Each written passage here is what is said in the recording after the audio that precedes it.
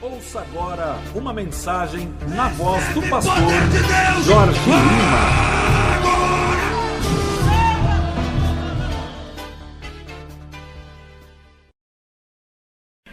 Não limites a Deus. Efésios capítulo 3, somente o verso 20. Não limites a Deus.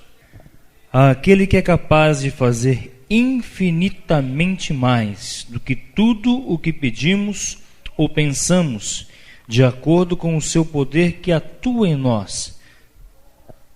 Queridos, o fantástico da palavra de Deus é que um verso só traz à luz uma revelação a coisas tão profundas e tremendas. Você vai ver nessa noite o que esse verso aqui tem a ver e pode trazer de ensino para a sua vida. Veja que aqui Paulo escreve aos Efésios e diz: aquele que é poderoso para fazer infinitamente mais. A parte B que diz, conforme o seu poder que nós opera, o poder que opera em nós é a palavra de Deus, tá? Eu já até ensinei aqui, ano passado na IBD, ano retrasado na IBD, eu ensinei sobre a operação da palavra de Deus. Ela opera em nós, a palavra de Deus opera em nós. Desculpa, não foi aqui não, foi lá na congregação que eu ensinei isso. A palavra de Deus, ela opera em nós, então ela é esse poder, tá bom? Mas não é só sobre isso que eu quero ministrar nessa noite. O que eu quero ministrar é a parte A do verso, que diz assim, olha bem, presta atenção no detalhe. Aquele que é poderoso para fazer infinitamente mais do que você pensa ou do que você pede. Interessante, ó, mais do que você sequer pensa, não é? Eu não tenho vergonha nenhuma de falar isso, porque isso aqui edifica os irmãos. Quando eu me converti, eu vim de uma vida muito torta, muito promíscua, muita bebedeira, muita perversidade. Eu pensava na minha ignorância, eu era um homem solteiro, que Deus ia ter para mim uma mulher que já tinha sido mulher de avenida de prostituição, uma mulher que tinha levado uma vida parecida com a minha. Então eu pensava na minha cabeça assim: Deus vai me dar uma mulher que hoje é uma grande mulher de Deus, mas que já foi muito pilantra na vida. E qual foi a minha surpresa quando ele fez infinitamente mais do que eu pensava? Ele me deu um brotinho que eu fui o primeirão a entrar no negócio. A minha esposa peguei na fábrica virgenzinha, meu filho. Novinha. Papaizinho aqui, beleza? Sentiu o clima? Por quê? Ele faz infinitamente mais do que aquilo que pensamos.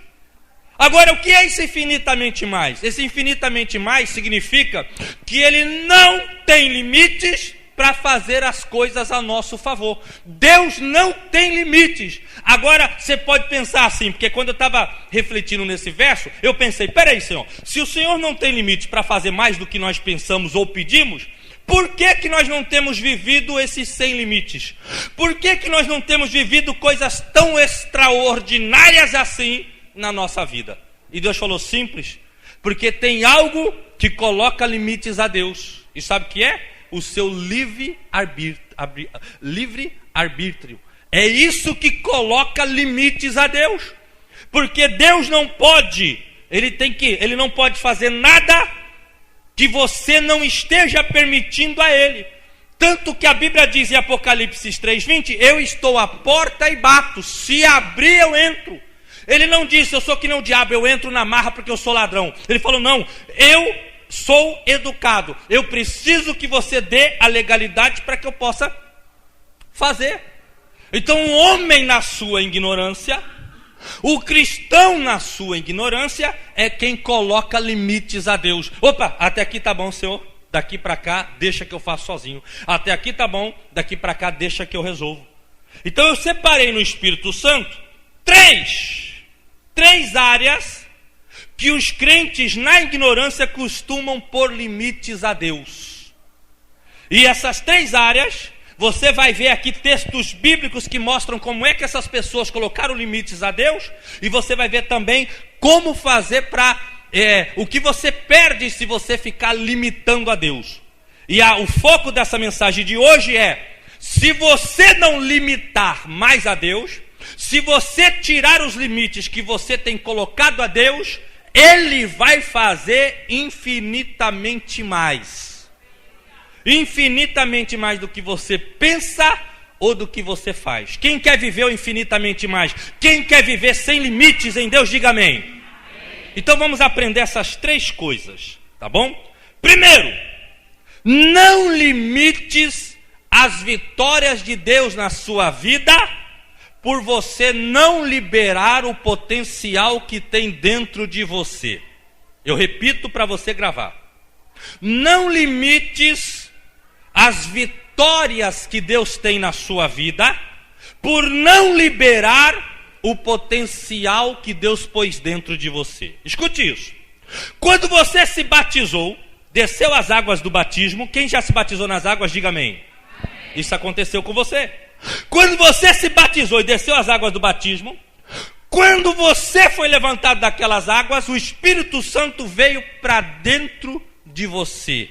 E ele está dentro de você. Por isso que Jesus disse em Marcos 16, quem crer em mim vai falar em outras línguas. Por quê? Porque aceitou Jesus, batizou, o Espírito Santo já está dentro de você. Agora você tem que ter fé de abrir a boca e falar em línguas, porque ele já está aí dentro.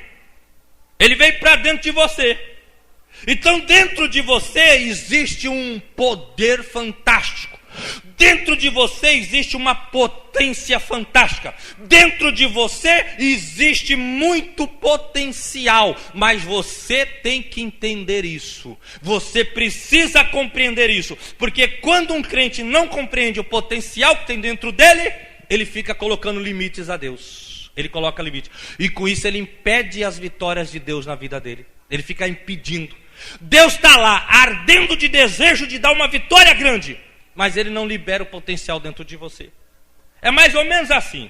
O Espírito Santo dentro de você, exemplo, é o equivalente a uma descarga elétrica de 100 mil volts. Dentro de você existe 100 mil volts de energia, mas você só usa 10 volts. Você não usa nem 1 milésimo, você usa 1 milésimo de tudo que tem em você. Você só usa 10 volts. Mas dentro de você tem 100 mil volts. Está conseguindo entender? Dentro do crente tem um grande potencial. Mas ele precisa entender isso. Quando ele entende, ele libera. Quando ele libera o potencial, Deus faz o impossível, faz infinitamente mais. Vou te dar 2 exemplos bíblicos. Primeiro, não abre não, tá? Leia em casa. Aqui você presta atenção. Lá em 2 Reis, capítulo 13, o rei Jeoás, rei de Israel, vai até o profeta Eliseu já estava bem velhinho, e ali acontece uma história espetacular que tem a ver com o homem que limitou a Deus. O rei Jeoás chega para o profeta e diz: profeta Eliseu, você bem sabe que estamos sofrendo na mão da Assíria. A Síria está dominando todos os países por onde passa, e agora nós estamos na frente da Síria. E a coisa está feia para o nosso lado. Se nós não enfrentarmos ela, nós vamos ser derrotados. O profeta Eliseu leva, olha os mistérios. O profeta Eliseu leva o rei Jeoás até a janela, uma janela enorme, porque lá eram janelas enormes. Leva o rei Jeoás até lá. O rei Jeoás estava com uma aljava cheio de flechas. Presta atenção no detalhe, cheio de flechas. E estava com arco. O profeta diz: prepara o arco. Ele preparou, pegou uma flecha e preparou na direção da janela. O profeta põe a mão esquerda sobre a mão esquerda do rei, a mão direita sobre a mão direita do rei. E ele diz algo impressionante.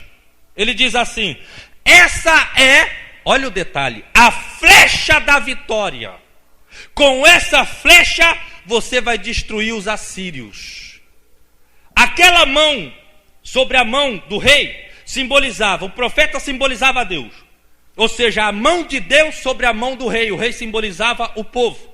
A mão de Deus sobre o povo de Deus. Ou seja, o povo atira a flecha, mas Deus é quem faz acontecer. Entendeu por que a mão estava sobre a mão? Agora, interessante é que o rei estava com a aljava cheia e só atirou 3 flechas. Ah, meu irmão, o profeta ficou irado. O profeta se irritou e disse: por que você fez isso? Você tinha que ter atirado todas as flechas. Na sua aljava tinha flecha suficiente para ferir a terra. Porque você só atirou 3 vezes, você só vai vencer 3 batalhas. E vai perder o resto e vai ser escravo da Síria. Agora o detalhe disso é que na aljava do rei tinha flecha suficiente. Ele tinha potencial, mas limitou-se a atirar 3 vezes. Quem entendeu, diga amém. E tem muito cristão sofrendo por causa disso. Tem potencial para ser empresário, mas não atira as flechas. Tem potencial para ser um grande obreiro, mas não atira as flechas. Tem potencial para vencer qualquer batalha em qualquer lugar, mas não atira as flechas. Aí perde as batalhas. Ele limita a Deus. Ele põe limites a Deus. Interessante que o profeta se irritou com o rei. Sabe por quê, meu irmão? Porque quando um líder, um obreiro, um pastor, ele tem visão das coisas de Deus, e ele fica ensinando o povo a vencer, conquistar, mas o povo não conquista, ele se irrita. Eu, pelo menos na minha igreja, sou assim. Eu fico irritado porque eu ensino o povo a viver uma vida vitoriosa, dou exemplo de estar vivendo uma vida vitoriosa, mas eles estão cheios de flecha, mas só atira 1, 2, 3. E eu fico irritado com eles. Se você quiser aprender mais, eu tenho um CD aí, Uma Nova Visão, para você aprender a ter uma visão espiritual e não carnal. Muito forte essa mensagem. Tá? Nós temos aí R$10, um CDzinho, Uma Nova Visão. Agora escute só, voltando aqui para a mensagem. Primeiro lugar, não faça como o rei Joás fez. Existe potencial em você para vencer qualquer dificuldade, para vencer qualquer inimigo. Tem o arco e tem a flecha da vitória, mas atira todas. Tudo. Sabe o que o rei tinha que fazer? Peraí, quer dizer que quando atirar a flecha eu estou vencendo a Síria? Esses miseráveis vai ver. O que eles estão pensando que são? Eu vou acabar com eles. Não vai acabar. Eu vou jogar a aljava, eu vou jogar o arco nesses miseráveis. Ele tinha que empolgar, fazer que nem um Chaves. Eu vou acabar com eles e vai ser assim. E eles vão ver só uma coisa. Mas ele se limitou. Diga, não limites a Deus. Segundo exemplo bíblico, Israel, de um homem que limitou a Deus nas vitórias. Só que esse teve um fim diferente. Juízes capítulo 6. Israel estava preso na mão dos medianitas. Toda vez que o povo de Deus vive pecados, eles ficam escravos de situações adversas. Israel pecou contra Deus, foi preso no Egito. 400 anos. Israel pecou contra Deus, foi preso nos medianitas. Israel pecou contra Deus, foi preso pela Babilônia. Israel pecou contra Deus, foi preso pelos amonitas. Na Bíblia, escravidão espiritual, dificuldade na vida do crente, em grande maioria significa pecado. É triste, mas é verdade. A Bíblia diz em Juízes capítulo 6, que fez Israel novamente o que era mal diante dos olhos do Senhor, e o Senhor os entregou na mão dos medianitas. Tem gente que está sendo entregue, crente, que está sendo entregue na mão dos adversários. Sabe por quê? Porque tem pecado contra Deus. E aí Deus permite o mal tocar nele. Deus permite o mal passar por cima dele. Israel estava vivendo preso na mão dos medianitas. Tinha um homem de Deus no meio de Israel, um homem sério, que não vivia na pilantragem que a maioria de Israel vivia, mas ele também estava com medo dos medianitas. E a Bíblia diz que ele estava escondido, Juízes capítulo 6, do 10 em diante. Ele estava escondido no lagar. Lagar é aquele tambor enorme que eles faziam de pedra, tipo um tamborzão, um tanque. E ele era meio inclinado, camarada lavava os pés, subia lá, jogava um monte de uva lá e ele ia pisando, a uva escorria, fazia-se o suco de uva. Ele estava escondido no lugar desse com medo dos medianitas. A Bíblia diz claramente, ele estava escondido com medo dos medianitas. Verso 11, chega-se um anjo para Gideão e diz, salve Gideão. Aí o anjo fala uma coisa maluca, diga maluca. O anjo chega e fala, Deus é contigo, homem valente. Que coisa maluca. O camarada está escondido, batendo um joelho no outro, e Deus diz que o cara é valente. Sabe qual é o mistério? Aí o Gideão desenvolve um diálogo com um anjo. E Deus diz que Deus chamou, e o anjo diz que Deus levantou Gideão para libertar Israel daquilo, porque tinha muita gente séria pedindo perdão e Deus tinha perdoado e a história ia mudar. E o Gideão, a história já sabemos, pegou 20 e tantos mil homens, foi peneirando, ficou só com 300. E venceu uma guerra com 300, venceu milhares. Pastor, qual é o mistério? Vou te explicar. Quando o anjo disse, Deus é contigo, homem valente, o anjo estava fazendo o Gideão olhar para dentro dele. Para o lado de fora, Gideão não tinha potencial, mas para o lado de dentro, ele tinha aliança com Deus. Lembra do Antigo Testamento? Será colocado neles uma marca. Gideão tinha essa marca. Ele tinha esquecido dessa marca. Deus então fez o anjo fazer ele se relembrar. Eu tenho potencial, sim. Eu estava com medo, mas eu sou valente, sim. Agora eu estou me lembrando. O Davi venceu um gigante. Perdão, Davi ainda não estava nessa fase. Ele pensava assim: eu vi grandes pessoas, ouvi falar de grandes homens do nosso país que venceram guerras que nem Moisés, por causa do poder que estava dentro dele. Ele foi agitado dentro dele para lembrar que ele tinha potencial. É isso que eu estou fazendo aqui nessa noite. Pelo Espírito Santo te agitando para falar assim: não temas, mulher valente. Não temas, homem valente. Tem potencial dentro de você. Tem força dentro de você. Quem tem aliança com Deus é você, não é seus inimigos. O anjo estava fazendo o Gideão ver: quem tem aliança comigo, Gideão, é você. Não é os seus inimigos, é você que tem. E o Gideão preparou 300 homens, venceu aquela batalha. Ele parou de limitar a Deus. O rei Jeoás não venceu porque limitou a Deus. O Gideão, guerreiro Gideão, perdeu enquanto limitava. Quando ele parou de limitar a Deus, ele recebeu grandes vitórias. Já pensou que ia vencer milhares com apenas 300 homens? Então, número 1, não limites as vitórias de Deus na sua vida por não liberar o potencial que está em você. Pessoas, quando ouvem o CD que eu tenho aí, o Ministério de Libertação, que nele eu conto várias experiências que eu vivi expulsando demônios, trabalhando libertação em pessoas com vários níveis altos de demônios. As pessoas que quando ouvem, vira e mexe, alguém fala: pastor, fala a verdade. O senhor viveu todas essas situações que o senhor conta nesse CD, o Ministério de Libertação, que é aquele CD que eu tenho, que eu explico, dou técnicas de libertação na hora que o demônio está manifestado. Aí eles perguntam, violamente alguém pergunta. Eu digo: vivi, por quê? Porque pastor, parece meio maluco conseguir entender que um homem cego que nem o Senhor consegue realizar aquelas coisas para Deus. Mas é simples, irmão.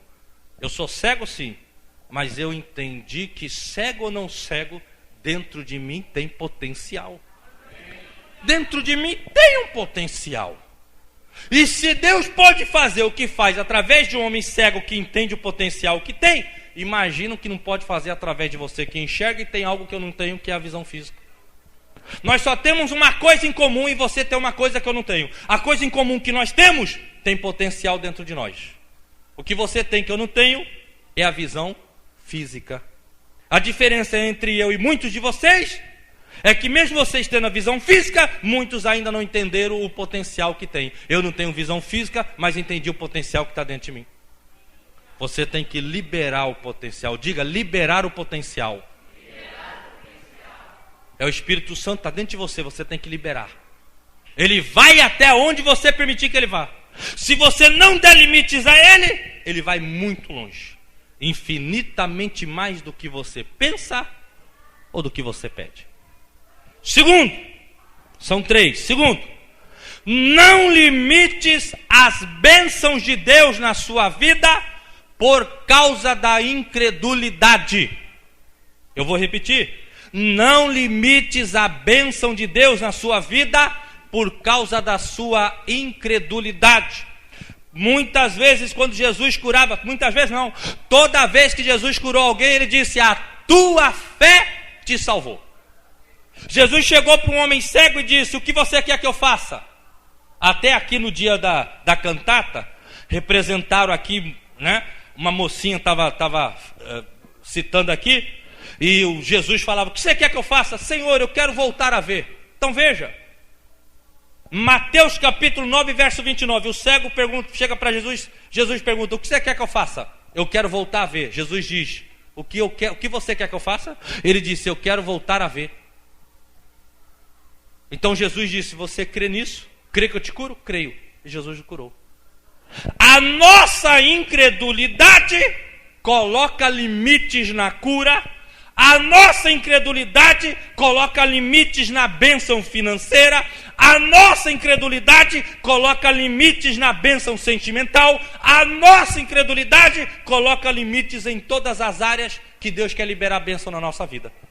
E eu separei um exemplo fantástico para compartilhar com você. Escuta essa. Um dia Deus chega para Abraão. Ele ainda não era Abraão, ele era Abrão. E Deus fala para ele: Abrão, você tem 86 anos e a tua mulher tem 76. Já está tudo murchinho, tudo abaixadinho na veinha. Mas você vai ter uma noitada com ela. Você vai ter um momento, você vai conversar de perto com ela. E vai nascer um buchidinho, um cabeçudinho. Vai ser uma bênção, Abrão. E ó, ela não é mais Sarai, ela é Sara, e você não é mais Abrão, você é Abraão. Aí tem um mistério aqui, diga mistério. Deus diz, detalhe, hein? Você vai ser pai de uma nação. Uma nação. Que vai povoar toda a terra, vai ser poderosa e valente e vai conquistar tudo. Uma nação. O Abraão chega para conversar com a mulher dele. E a mulher dele fala assim: meu bem, não dá, não tô murchinho. Eu sou do tipo que eu tiro o sutiã, ai que chão gelado, já ergo de novo, tá tudo... Não dá não, Abraão. Aí ela falou: deite-se com Agar, que era empregada deles. Abre um parênteses para o ensino aqui. O problema de Abraão não foi pecado, porque naquela época ainda não tinha tido a lei. Eles viviam pela uma consciência do que era certo ou errado. E a cultura daquela região dizia que se a mulher de um homem fosse estéril, ele poderia, sem emoção nenhuma, apenas por relação íntima, sem nenhuma emoção, deitar-se com a escrava e coabitaria com ela e teria um filho, e o filho seria como se fosse da mulher. Então ali estava dentro de uma legislação naquela época permitida. Quem entendeu, diga amém. O problema de Abraão não foi pecado, o problema dele era a incredulidade. Ele e a Sara não acreditaram que podiam, sem Viagra, ter uma noitada e nascer um abençoadinho. Estou pregando com graça agora. E podiam ter um filho. Sabe o que acontece? O menino nasce, mas não era dentro do que Deus falou. O que acontece? Abraão fica 14 anos sem Deus falar com ele. 14 anos aonde Deus deu o necessário para Abraão, mas o que ele mais precisava de vitórias Deus não deu. Isso é muito importante, eu vou frisar. Por causa da incredulidade de Abraão e Sara, Deus deu vitórias para eles, mas não era nem a metade do que eles tinham para conquistar. Sabe o que acontece? Se você não entendeu, eu vou te explicar. Quando nós somos incrédulos, quando nós não acreditamos que Deus vai fazer algo, nós só falamos da boca para fora, nós limitamos a Deus, as bênçãos de Deus ficam retidas sobre a nossa cabeça, e a verdade é que nessa noite aqui, tem pessoas que estão esperando que nem o nosso presbítero Olardi disse aqui: passa um ano e não vem a vitória, passa outro ano e não vem a vitória, passa outro ano e não vem a vitória. Tem gente que está 10, 12, 14 anos esperando aquela grande promoção e não recebe. Tem gente que está 10, 12, 14 anos esperando uma vitória e não recebe. E sabe qual é o problema? Que a bênção não vem, porque no fundo a pessoa é incrédula. A incredulidade segura anos de bênção sobre a sua cabeça. Porque a base de vitórias e a base de bênçãos Deus colocou é pela fé. Tem fé, recebe. Não tem fé, fica retido. Só que o Abraão, durante esses 14 anos, ele começou a pensar melhor. Eu fiz tudo errado, não era com a Sarai, agora está tendo problema aí com a minha esposa e com a Agar. vou ter que botar esse meu filho no mundo aí, não sei o que vai ser dele mais. Oh meu Deus, se o Senhor me desse mais uma chance, ia ser diferente. Agora eu ia te obedecer, porque agora eu aprendi que eu tenho que ser obediente, que eu tenho que fazer. Aí Deus tem misericórdia e acontece um mistério tremendo. Depois de 14 anos que a bênção não vinha sobre a vida de Abraão, porque ele limitou a Deus, Deus se revela novamente a ele através de um anjo. Deus vem a Abraão e diz o seguinte: Abraão, vou te dar mais uma chance.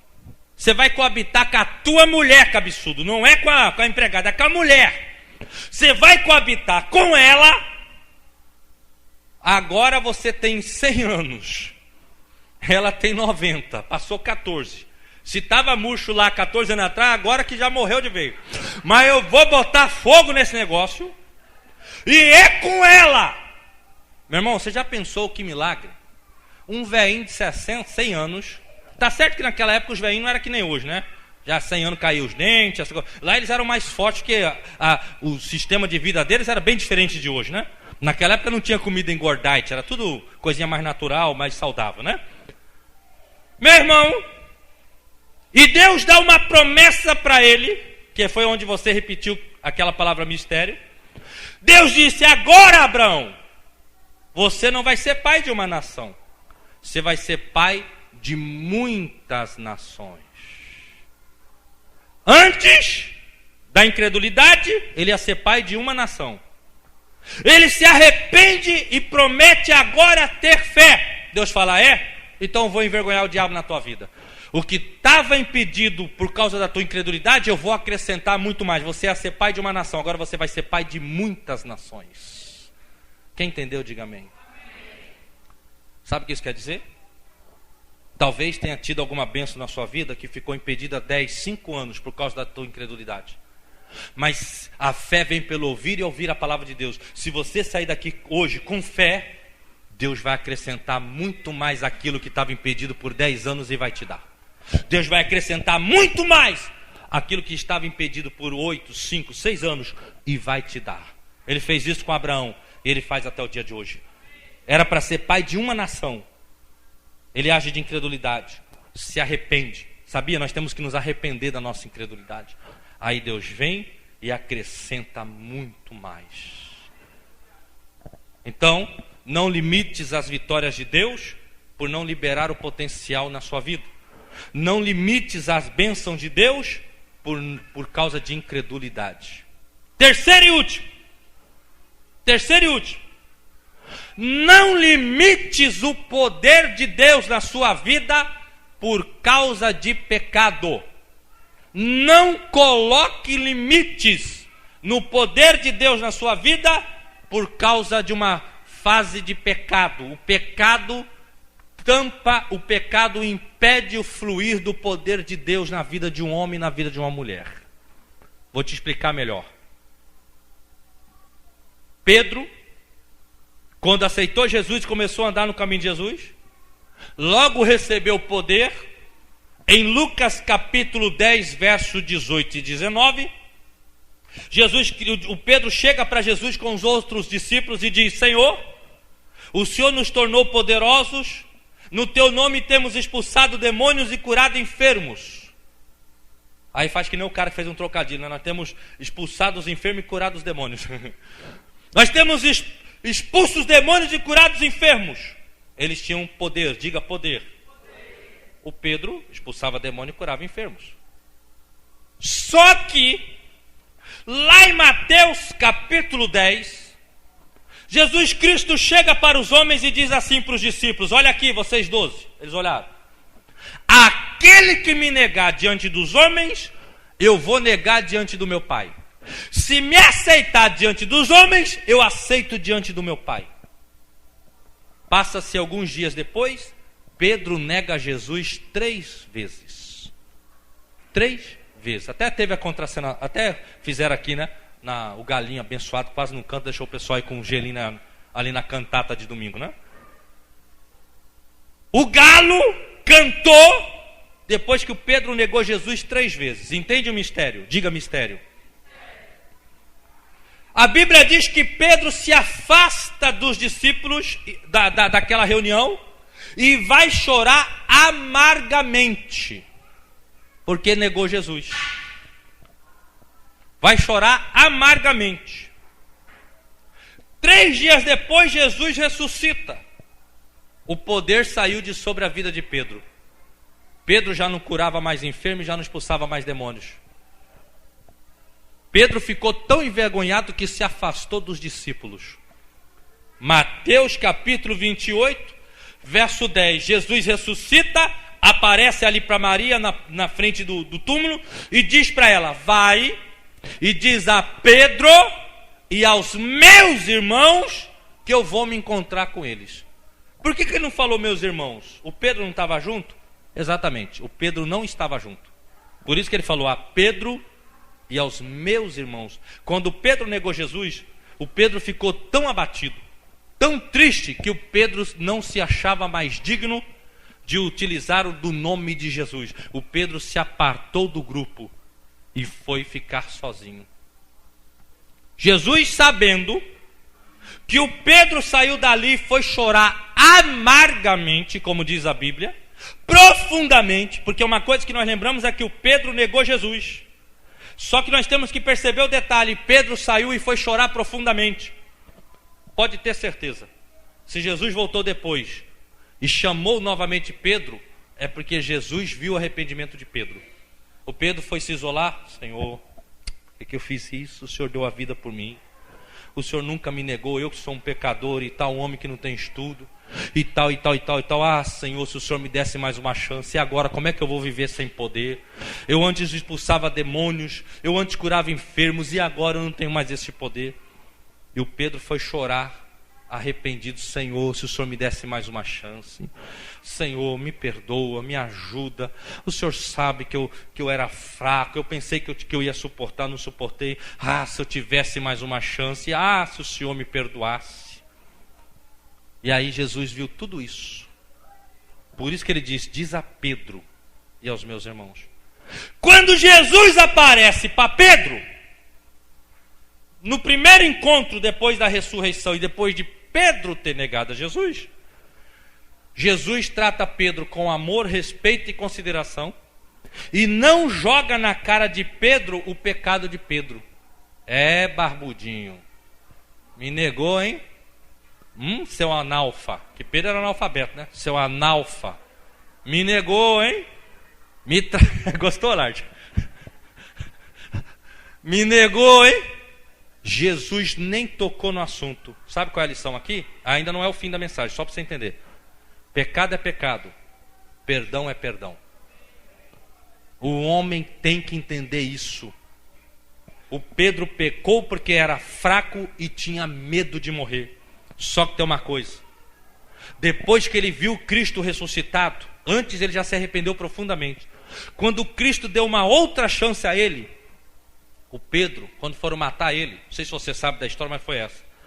Depois que o Pedro serviu Jesus, escreveu o livro de Lucas junto com outros homens de Deus, quando foram matar Pedro, chegaram e falaram para ele: Pedro, qual é o seu último pedido? Ele falou assim: não me crucifiquem de cabeça para cima. Só ele é digno de morrer de cabeça para cima. Só ele foi digno. Eu quero morrer de cabeça para baixo. Nega Jesus logo, rapaz, a gente deixa você vivo. Ele falou: não, me mata, mas me mata de cabeça para baixo. Ele nunca mais negou Jesus. Sabe o que nós aprendemos?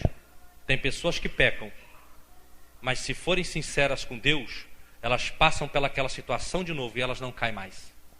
Elas passam pelaquilo de novo, mas elas não caem mais, porque elas aprenderam a lição. Quem entende, diga amém. Agora, a mensagem final aqui é o seguinte: Atos capítulo 5, verso 15.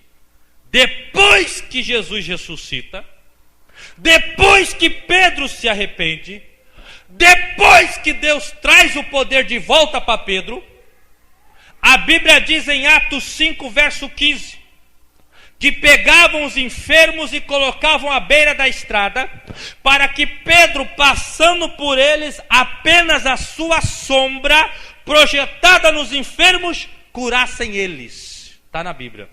Não entendeu? Eu vou te explicar. Antes do pecado, Pedro expulsava demônio e curava os enfermos. Pecou, se arrependeu. Deus entra em ação, eu tenho que envergonhar o diabo. Pedro limitou o meu poder na vida dele por causa do pecado, mas ele se arrependeu, agora eu vou aumentar o poder sobre ele, que eu tenho que envergonhar o diabo. Agora até a sombra dele vai curar. Fica em pé em nome de Jesus. Agora até a sombra dele vai curar. Querido, Deus tem prazer de envergonhar o diabo. Deus tem prazer de humilhar o diabo. E Deus sabe que muitos homens e muitas mulheres pecam por causa de uma cilada do diabo. Quando Deus chega para Eva e fala: Eva, você comeu o fruto que eu falei para você não comer? Ela disse: a serpente me enganou e eu comi.